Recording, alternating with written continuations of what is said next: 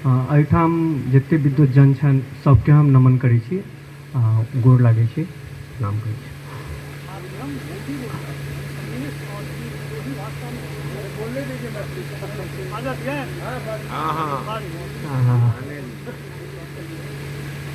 भेल ये कि हम शोधार्थी छी मैथिली के, कोशिश हम यह करब। दोसर छै जे लोक साहित्य श्रुतिगत साहित्य के हम लोक साहित्य कहब, जखन कि लोक साहित्य जे समाज छै ओकरामे जे हम सुनै छी आ ओ जे साहित्यक रूप लऽ लै तकरा हम लोक साहित्य कहब। ओकरे अंतर्गत आबै है लोक कथा, जे लोक साहित्यक अभिन्न अंग है, जकरा हम लोक साहित्य से पृथक नहीं कह सकै छी।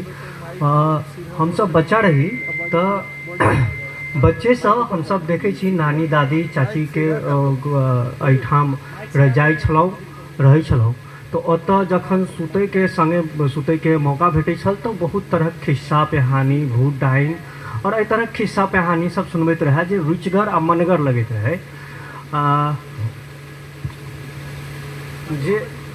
जे स्वच्छंद रहैत रहे, जतऽ कोनो छंदक प्रधानता नहीं, कोनो एहन कनिष्ठ शब्दक यूज नहीं, आ तखन हम ओकरा जे ओते शिक्षा नहीं ग्रहण केने रहथिन हमर दादी या हमर सबक दादी या दादा, तैयो ओ बड़ मनगर मनोरंजनक अनुसारे ओ कथा और एहि तरह बात सब बतबैत रहथिन। तऽ जते छै एहिमे एकटा हम छोट छिन कथा राखब जे चंदा और सूरज दूगो भाई रहथिन। वो एक दिन भोज खाय लेल जाइत रहथिन, तऽ हुनकर दादी पूछै छथिन जे कतऽ जाइ छऽ, तऽ कहलखिन जे हम भोज खाय लेल जाइ छी। तऽ ठीक छै जा, ओम्हर से अइहऽ तऽ किछु लेने अइहऽ। तऽ ई बात सूरज बिसरि जाइ छै, खाइ कऽ अपन चलि आबै छथि, मुदा चंदाके याद रहैए। तऽ चंदा तखन जब भोज खेला के बाद जखन ओ दादी से भेंट करै छथि तऽ दादी पूछै छथि की सब आनलऽ, तऽ सूरज कहै छथि जे जा ई बुढ़िया लए हम तऽ नहिए बिसरि गेलियै, ओना ई बुढ़िया खा करतै की। तखन कहै छथि जा, तऽ फेर चंदा जे छै ओ चंदा से पूछै छथि जे तू की सब आनलऽ, कहलखिन दादी के हम तोरा लए बड़ी के तरकारी आ बड़ी कढ़ी लेने एलहुँ हँ। तऽ कहलखिन जे ठीक छै लाबऽ। तखन आशीर्वाद दै छथिन, आ चंदा के आशीर्वाद दै छथि आ सूरज के श्राप दै छथि। चंदा के आशीर्वाद दै छथिन जे जा तू शीतले उगिहऽ शीतले डूबिहऽ, आ सूरज के आशीर्वाद दै छथिन जे तू जरले उगिहऽ आ जरले डूबिहऽ। तऽ इएह से सृष्टि के अथी आरंभ होइत अछि। तऽ एहिमे एकर उक्ति देखायल गेल अछि। तैँ हम कहि सकै छी जे लोक कथाके हम कतहु नहि बिसरि सकै छी। जहियासँ जीवन आरंभ भेल है आ जहिया तक जीवन रहत, एहि समाजमे जे लोकक समाज अइ, एहि समाजमे सब जगह सब ठाम लोक कथा विद्यमान रहैत अछि। एहि वाणीके संग हम अपन वक्तव्यके विराम दै छी। और निखिल कुमार, कुल 5 वक्ताओं को हम लोगों ने सुना। चूंकि मेरे पास सूची में एक लब्ध प्रतिष्ठ नाम और है जिन्होंने समयाभाव के कारण स्थानीय होने का लाभ लेते हुए अपने को किनारे कर लिया। सबों के पास वो सूची है और स्वयं को किनारे कर लिया, इसलिए मैं भी अपने पद की धृष्टता नहीं करूंगा, लेकिन मैं उन्हें भी अपने तरफ से आभार प्रकट करता हूं और अन्य लोगों से आग्रह करता हूं कि यदि कुछ समय 10 मिनट मैंने उधार ले रखा है आयोजक से, इन से राजेश जी के अलावा जो वक्ता अपनी बात रखें उस पर कोई बात रखना। हाँ,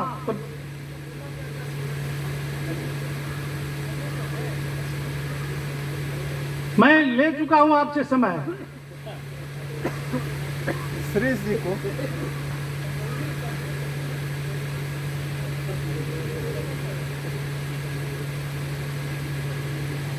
मारने वाला है भगवान, बचाने वाला भी भगवान। ये हम लोग गीत सुनते रहे हैं। आयोजकों ने अपनी सहमति दी है। सादर स्वागत प्रोफेसर श्रीश चौधरी जी अपनी बातों के साथ towards a story of the English language education in Bihar. जब हम स्नातक बीए के नीचे के छात्र होते हैं तो अपने विषय के फंडामेंटल्स जान लेना चाहिए।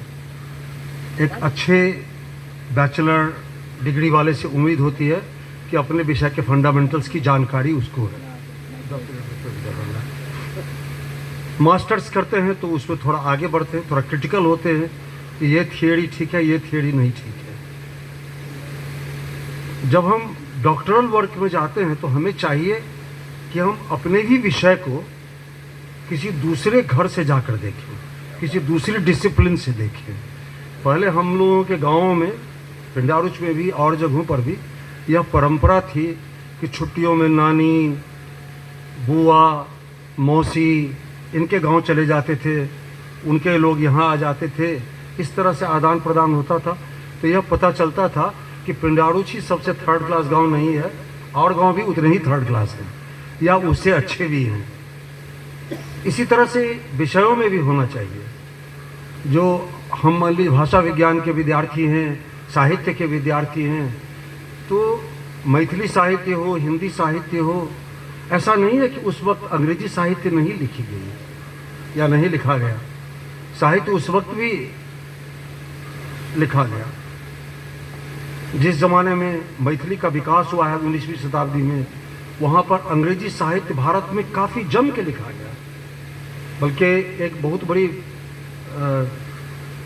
बड़ा द्वंद्व है कि 1857 के संग्राम को स्वतंत्रता का पहला संग्राम कहें या सिपाही विद्रोह कहें। दोनों ही ओर से काफ़ी तर्क हैं, लेकिन हम अक्सर उसमें जाते नहीं हैं। हम अपने ही छोटे से कमरे में बंद उसी में और देखते रहते हैं। तो इधर पिछले 10-15 वर्षों से हम लोगों का ध्यान एक छोटी सी बात की ओर गया कि क्या कारण है, किस तरह से पढ़ाया गया कि 200 वर्षों के अंदर, एक्चुअली वस्तुतः 100 वर्षों के अंदर, 1757 में अंग्रेजों को यहाँ पर दीवानी का अधिकार मिला, लगान वसूलने का। और 1857 के अंदर आते आते उन्होंने लगभग सारे भारत पर कब्जा कर लिया था। जो दूसरे राजा थे भी तो वो अंग्रेजों की मर्जी से थे, अंग्रेजों की सहमति से थे। वास्तविक power, foreign affairs, communication, financial और overall sovereignty, suzerainty, her empress जब 1857 के बाद डिक्लेयर हुआ तो her majesty's government of the United Kingdom and the colonies in east का शासन हो गया। इस दौरान अंग्रेजी कैसे पढ़ाई गई कि 100 वर्षों के अंदर लोग इतनी ज़्यादा अंग्रेजी सीख गए कि एक प्लेटफॉर्म पर आकर मांग कर सकें कि हमें भी शासन में भागीदारी चाहिए। 1783 ईस्वी में अंग्रेजी भारत में सर्वोच्च न्यायालय की भाषा बनी और 1885 में जब कांग्रेस की स्थापना हुई तो इन 100 वर्षों में लगभग इतने लोग अंग्रेजी जान चुके थे कि भारत के हर प्रांत से आकर वह एक दूसरे से बात कर सकते थे। नहीं तो वैसे एक भाषा नहीं थी। हालांकि गांधी जी इसको कंटेस्ट करते हैं। गांधी जी कहते हैं नहीं, अंग्रेजी के पहले भी भारत में एक भाषा थी, नहीं तो कबीर, नरसिंह मेहता वगैरह वगैरह इन लोगों को एक दूसरे को लोग कैसे समझते। यह भी सच है, लेकिन ये और बड़ी शोध की बात है। यहाँ देखना यह है कि अंग्रेजी कैसे इतनी तेजी से फैली। फारसी भारत में 800 वर्षों से रही है। 1882 में जाकर बिहार में फारसी का साम्राज्य समाप्त हुआ है, नहीं तो तब तक मैकॉले के बावजूद भी फारसी में ही काम होता था। फिर भी फारसी इतने डोमेन्स में, घर में, मित्रों में, हर जगह इस तरह से नहीं पहुंच पाई जिस तरह से अंग्रेजी पहुंच गई। तो अभी जो मैं बताने जा रहा था वो ये कह रहा था कि स्थानीय इतिहास भी होता है। हम जहाँ खड़े हैं, आज का सत्र प्रारंभ होते ही श्री संजीव कुमार जी ने कहा कि मित्रलाल चौधरी अंग्रेजी मजिस्ट्रेट हुए और अंग्रेजी लेकर आए। यह सच है। अंग्रेजी का आगमन इस गांव में, इस क्षेत्र में 1857 के बाद लगभग शुरू हुआ, लेकिन पूरे बिहार में ऐसी बात नहीं है। एडम्स रिपोर्ट में है कि 1835 में गया में टेकारी एस्टेट है, वहाँ पर अंग्रेजी स्कूल खुल चुका था और उस ज़माने में एंग्लो इंडियन लोग अंग्रेजी पढ़े लिखे होते थे। तो एक मिस्टर हैरिस थे जो वहाँ के हेडमास्टर थे और वहाँ पर 23 विद्यार्थी थे जो अंग्रेजी सीख रहे थे। उनमें 11 कायस्थ थे। कायस्थ हमेशा आधुनिकता लाने में आगे रहे। सिर्फ 4 मुसलमान थे। मुसलमान बहुत देर से आए अंग्रेजी शिक्षा में।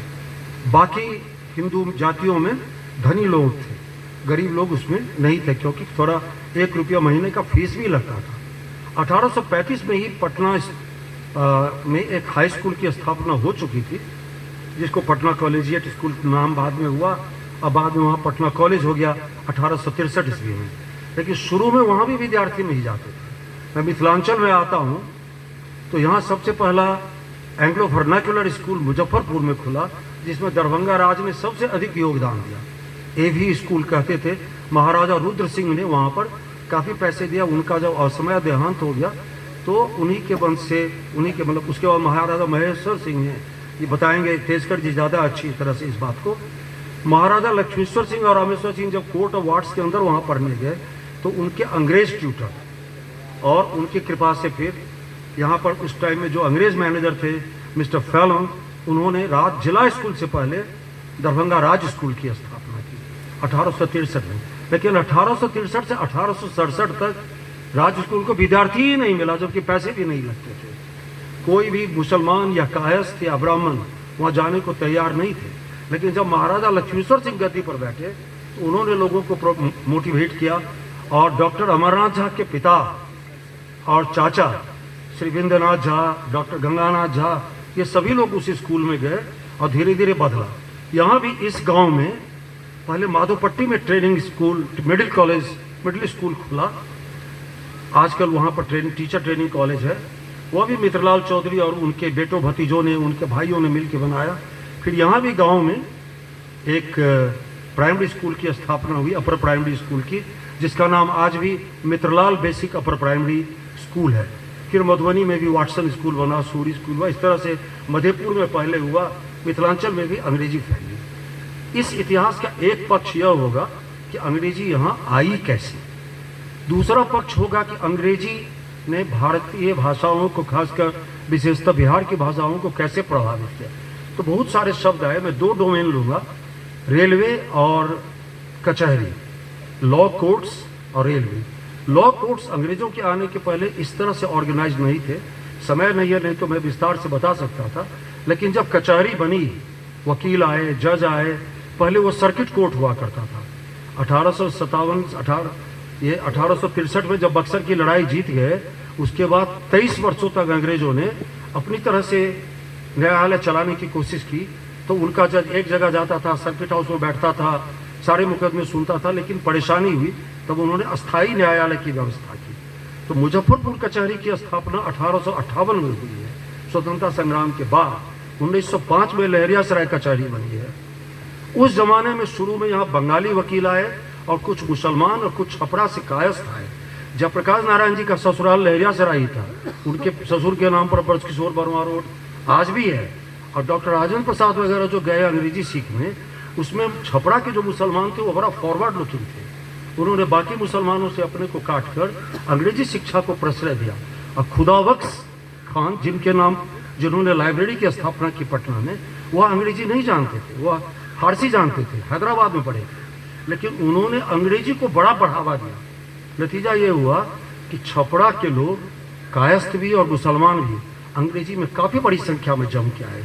और उन्हीं लोगों ने मित्रलाल चौधरी को भी कहा, इनके बच्चों को भी कहा, बिहार में मुसलमान भी स्थानीय भाषा बोलते हैं, तो उन्होंने कहा कि चौधरी जी या पंडित जी, अब लड़का लोग के अंग्रेजी पढ़ाई, अब संस्कृत में रोजी नहीं खे, कुछ इस तरह से उन्होंने कहा। फिर संस्कृत चल पड़ी।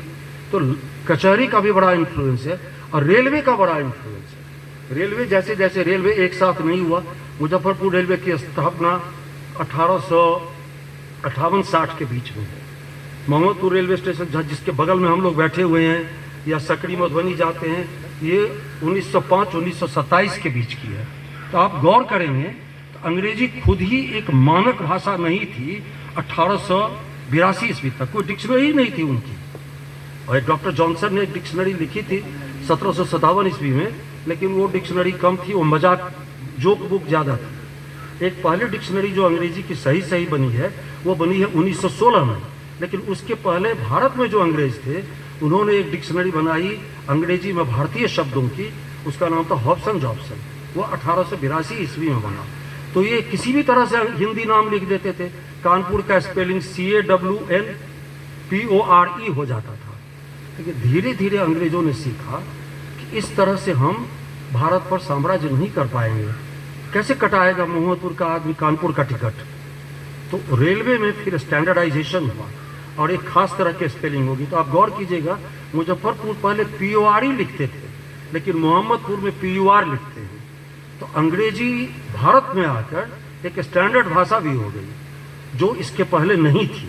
न इसके पहले अंग्रेजी की पढ़ाई इंग्लैंड में होती थी, न अंग्रेजी की डिक्शनरी थी, न अंग्रेजी का ग्रामर था। ये तीनों ही भारत में विशेषतः, जैसे नेस्फील्ड का ग्रामर यहाँ पढ़ाते हैं, तो नेस्फील्ड आगरा में स्कूल इंस्पेक्टर थे। उनको लगा कि अंग्रेजी की व्याकरण होना चाहिए। फिर भारतीय शिक्षकों ने भी अंग्रेजी के अनेकों व्याकरण लिखे। यहाँ पर मैं वो चर्चा करके बैठ जाऊँगा। सबसे डॉक्टर राजेंद्र प्रसाद भी कुछ दिनों तक वकालत करने के पहले अंग्रेजी पढ़ाते थे। तो उन्होंने भी अंग्रेजी का एक व्याकरण, एक शब्दकोश लिखा, जिसकी चर्चा अंग्रेजी के हिंदी के बहुत बड़े लेखक प्रोफेसर हरिमोहन झा ने अपनी आत्मकथा में की है। फिर और जो प्रोफेशनल इंग्लिश टीचर थे मिथिला में, उन लोगों ने भी अंग्रेजी के ग्रामर ट्रांसलेशन की किताबें लिखी। सिद्धनाथ झा की किताब है, अमरनाथ ठाकुर की किताब है, पुस्तक भंडार धनी हो गया।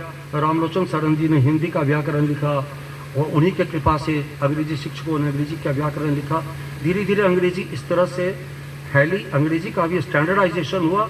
और उसके साथ साथ आप ये ध्यान देने की बात है कि आधुनिक भारत की जितनी भी भाषाएं हैं, राजेश जी कह रहे थे लेकिन वो कह नहीं पाए, समय कम था, जितनी भी भारतीय भाषाएं हैं उन सबों का पहला व्याकरण अंग्रेजों ने, या आयरिश, जैसे ग्रियर्सन आयरिश थे, या वो जो ये फादर स्टीफन ब्रिटिश थे, जेवियर, आपको कुछ जर्मन, कुछ आयरिश, कुछ स्कॉटिश, इन लोगों ने सबसे पहले व्याकरण लिखा। इसका कारण ये था कि वो भारतीय भाषाएं सीखकर ईसाइयत भी सिखाना चाहते थे और कंपनी को स्थानीय लोग धोखा नहीं दें, इसलिए कंपनी की ओर से यह भाषा भी सीखना चाहते थे। तो व्याकरण सीखने और बाइबल का अनुवाद हिंदी मैथिली बंगला में करने और हिंदी मैथिली बंगला से अंग्रेजी में करने की परंपरा सिखाने की अंग्रेजों ने ही शुरू की। और इसका नतीजा यह था कि जितनी जल्दी वो अंग्रेजी सीख गए उतनी जल्दी फारसी या संस्कृत नहीं सीख पाते थे। 6 महीना 1 वर्ष में upper primary school, middle school pass कर इतनी अंग्रेजी सीख जाते थे ये कि रेलवे स्टेशन में क्लर्क हो सकें, अंग्रेजों के दफ्तर में क्लर्क का काम कर सके। बोलना तो था नहीं, लिखने की बात हुआ करती थी। मैं ख़त्म करता हूँ। अंग्रेजों को हम आए दिन हर चीज़ के लिए गाली देते रहते हैं, मुझे उसमें कोई आपत्ति नहीं है, क्योंकि वो बुरा नहीं मानते हैं। अंग्रेजों ने कहा कि मुझे कितनी भी गाली दो कोई फर्क नहीं पड़ता, पैसे लेकिन मुझे दिया करो। तो अंग्रेजी की किताब बेचने से, अंग्रेजी की परीक्षाएं बेचने से उनको 20 बिलियन पाउंड सालाना की आमदनी है। वो अवनिंद्र जी बताएंगे कितने रुपए हुए आज की तारीख में। लेकिन एक चीज़ है जो हमें ध्यान देना चाहिए। हम अक्सर कहते हैं कि मैकॉले ने किरानी वाली शिक्षा की। गांधी जी कहाँ से आए थे? सुभाष बोस कहाँ से आए थे? चित्तरंजन दास कहाँ से आए थे? जितने भी बड़े नाम हैं, जवाहरलाल नेहरू को छोड़ दीजिए, उन लोगों की पढ़ाई भारत में नहीं हुई, लेकिन बाकी जितने भी बड़े नाम हैं स्वतंत्रता संग्राम के, वो खुदीराम बोस हों या गांधी जी हों या भगत सिंह हों, सब उसी मैकॉले सिस्टम के प्रोडक्ट थे। तो दोष पद्धति में नहीं है, दोष उसको लागू करने में है। हम अगर सही ढंग से तलवार नहीं चलाएंगे तो मेरा गला कटेगा, सही ढंग से चलाएंगे तो वो केला भी काट सकता है, दुश्मन को भी काट सकता है। आखिरी बात करके मैं ख़त्म करता हूँ। आईआईटी में, मैं आईआईटी का उदाहरण इसलिए दे रहा हूँ कि वो लोग बुरा नहीं मानेंगे अंग्रेजों की तरह। और लोग बुरा मान जाएंगे। एक डायरेक्टर ने कहा कि यार शिरीष में वो बहुत प्यार से बात करते थे, मुझसे बहुत सीनियर थे, मैकेनिकल इंजीनियरिंग के प्रोफेसर थे, और आपको इंजीनियरिंग के बारे में जो भी धारणा वो भी एक फिलॉसफी है। तो उन्होंने मुझे कहा कि यार शिरीष हम हिस्ट्री का प्रोफेसर क्यों रखें। मैं कह रहा था आप हिस्ट्री का भी प्रोफेसर रखिए, फिलॉसफी का भी रखिए। अशोका ने पिलर कहाँ जमाया ये जानने के लिए मैं क्यों एक प्रोफेसर रखूं।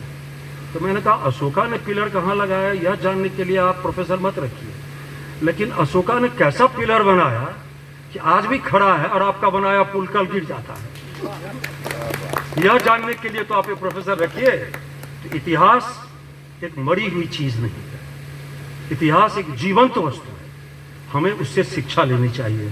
अपना काम हम और अधिक अच्छा कर सकते हैं अगर हम देखें कि हमारे पिताजी ने कहाँ अच्छा किया था, कहाँ उनसे गलतियाँ हुई थी। तो इसी उद्देश्य से ये हिस्ट्री राइटिंग का प्रोजेक्ट है। आपको संजीव जी बताएंगे इस गांव के इतिहास के बारे में जब वो चर्चा करेंगे। आपने मुझे समय दिया अध्यक्ष महोदय, मैं बड़ा कृतज्ञ हूँ। मुझे आशा है आपको कोई प्रश्न नहीं होगा। वक्त का मिजाज बदल रहा है क्योंकि अब हम लोग भोजन के करीब जा रहे हैं, लेकिन उससे पहले आज के इस सत्र में डॉक्टर विनयानंद झा जी हैं जो अपनी बातों को रखेंगे। इस संपूर्ण जो सभी 6 वक्ताओं ने अपनी बातें रखी उस परिप्रेक्ष्य में डॉक्टर विनयानंद। आदरणीय अध्यक्ष संचालक महोदय, उपस्थित विद्वजन, आयोजकगण, क्योंकि समयाभाव है इसीलिए जिन लोगों ने अपने अपने विचार रखिए उस पर श्रोताओं को भी समय नहीं दिया जा सका, इसलिए हम आयोजक की तरफ से क्षमा प्रार्थी हैं।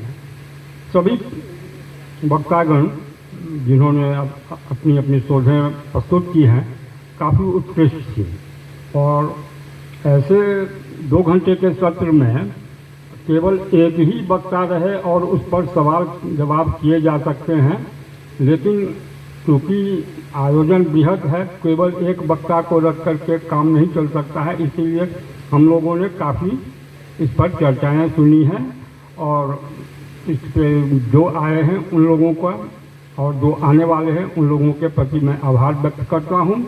और ज्ञानोत्सव जिस तरह से 2 साल में हम लोगों को अपनी संस्कृति और शिक्षा के प्रति जागरूक कर रहा है, उसमें और सफलता मिले इसकी मैं कामना करता हूं।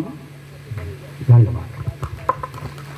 अब इस सत्र के लिए धन्यवाद के साथ अग्रिम सूचना हेतु मैं प्रोफेसर संजीव जी को बुलाना चाहता हूं।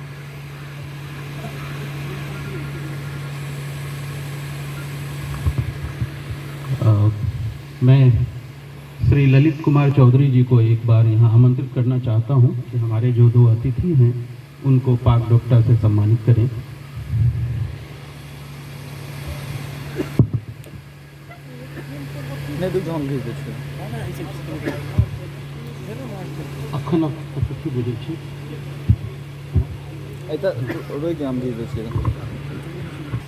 इस सत्र के समापन के साथ ही खाने पे आमंत्रित करते हैं और हम प्रयास करेंगे कि अगला सत्र समय से शुरू करें क्योंकि उसमें बहुत सारे वक्ता हैं।